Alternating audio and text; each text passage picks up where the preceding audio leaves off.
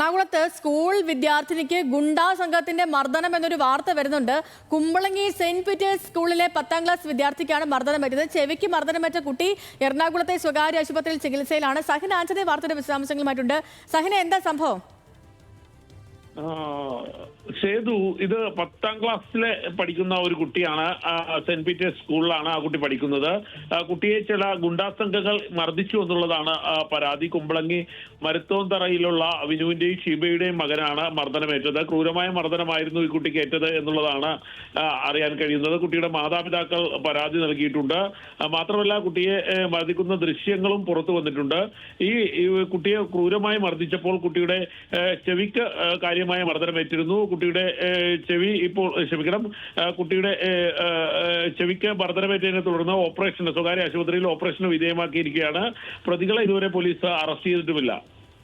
ഇത് ആരെങ്കിലും ഐഡന്റിഫൈ ചെയ്തിട്ടുണ്ടോ സൈനെ?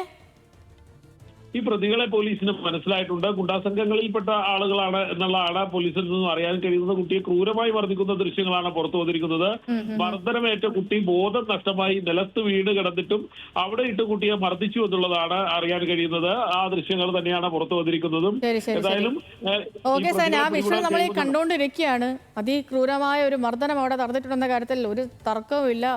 ആ കുട്ടി സഹിൻ പറഞ്ഞ പോലെ തന്നെ ബോധം പോയതിന് ശേഷവും അതിനെ മർദ്ദിക്കുന്ന കണ്ണിൽ ചോരയില്ലാത്ത ദൃശ്യങ്ങളാണ് ഈ കണ്ടുകൊണ്ടിരിക്കുന്നത്. പ്രതികളിലേക്ക് എത്രയും വേഗം പോലീസ് എത്തുമെന്ന് പ്രതീക്ഷിക്കാം.